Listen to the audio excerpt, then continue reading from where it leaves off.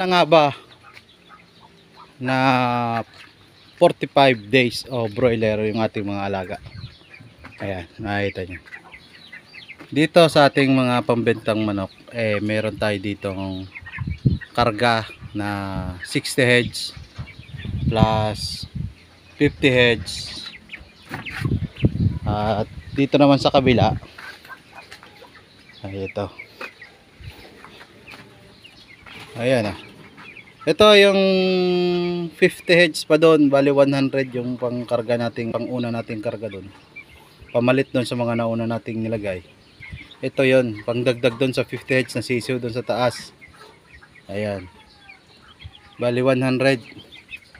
Tapos ito 20 heads. 20 heads. Ayan. Magkaiba po 'yan. Magkaiba po rin ng ano 'yan, ng araw nung kinarga. Mas nahuli po ito ng 1 week dito. Ito po ay mga pang ano natin, prito natin doon sa tindahan, at yun naman sa malaking kulungan mga pang benta po yun. So bale meron po tayong 200 heads. Ayan, nakapagpa 200 na po tayo. At hindi pa po yun, kulang pa po yun kasi yung target natin 300 heads po. Bali karga nito lahat-lahat dapat 200. Pagkatapos nyan, kakarga po ulit tayo ng mga 100 na pasunod habang yan, pag nalipat na natin dito at pag naubos na yan, kaya naman po ililipat natin, tapos sabay tayo magkakarga ulit ng 100 heads para tuloy-tuloy po yung ating harvest at hindi po tayo mauubusan ng sisiw. So bale, nag-umpisa po tayo dito sa halagang 1,000. Yung po yung binili nating quarter leg at iprinito natin. Tapos yung kabentahan bumili tayo ng 20 heads hanggang sa umabot tayo dito sa 200 heads. Ayan. Tapos yung mga nauna nating kinita, yung pinagawa natin dito sa mga kulungan, lahat libre po yung ating mga labor dahil mag-isa lang natin ginawa to. Ayan.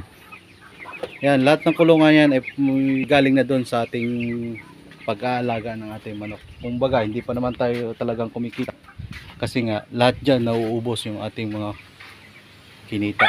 At lalo na to, nung nakompleto natin to, yung 100 heads dito, yung kinita natin dito ay dito natin nilagay dito sa ating malaking kulungan. Nagumastos naman tayo na mahigit 20,000 at wala po yung labor doon, materials lang po.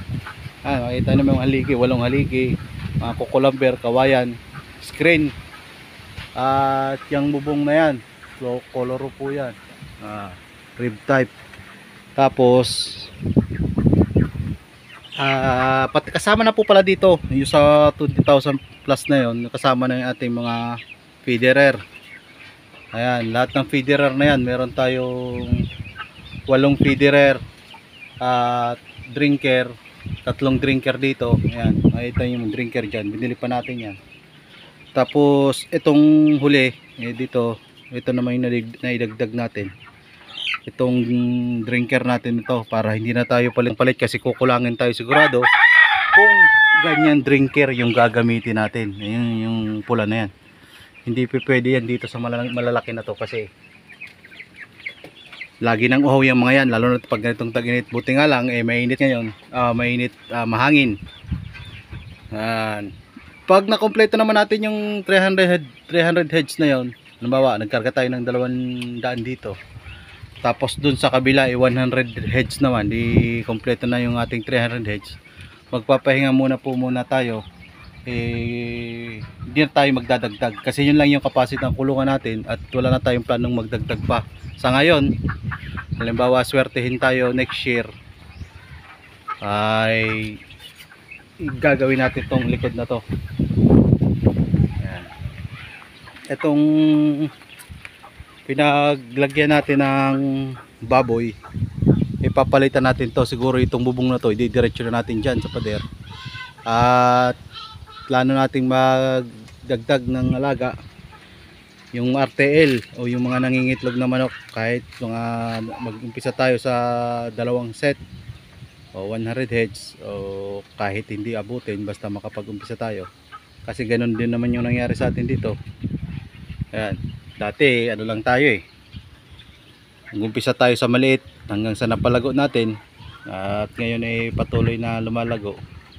Ganun din yung gagawin natin dito. Pag tayo ay mayroon na tayong naumpisahan, at sa tulong din ng swerte at panalangin, ayan, ay makukuha din natin yung target natin.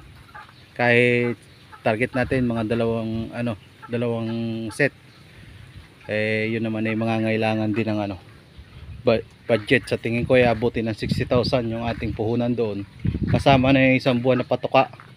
Pero okay lang naman yan, kasi nakwenta naman natin kung magkano yung tutubuin natin. Kahit kung kulangin, kahit mangutang tayo ng konti, importante may dagdag natin. Kasi nga dito lang naman tayo kumukuha, at doon sa ating munting parisan, doon lang naman tayo kumukuha ng mga ginagastos natin dito. Konti-unti lang. Ang importante hindi tayo nangungutang ng malaki para pang-abono. Kasi kung halimbawa ano man ang mangyari, at least wala tayong maluluging malaki. Lahat puro lang sa natin, sariling bulsa galing. Ayan. Ay, ito nyo naman, sa tingin nyo lugi pa tayo dyan. Di ba? Perang linaw na naman yan kung sakali ngayong darating na mga piyesta.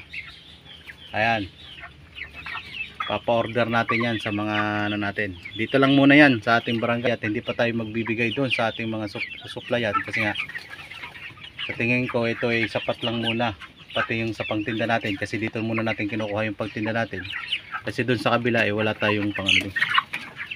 Yan, sa tingin ko wala naman tayong halos pagkagastusan na, at halos kompleto naman na yung ating mga pangangailangan dito sa kulungan. Yan. At sana ay swertein pa tayo at magtuloy-tuloy itong mga ginagawa nating pag negosyo. Alright,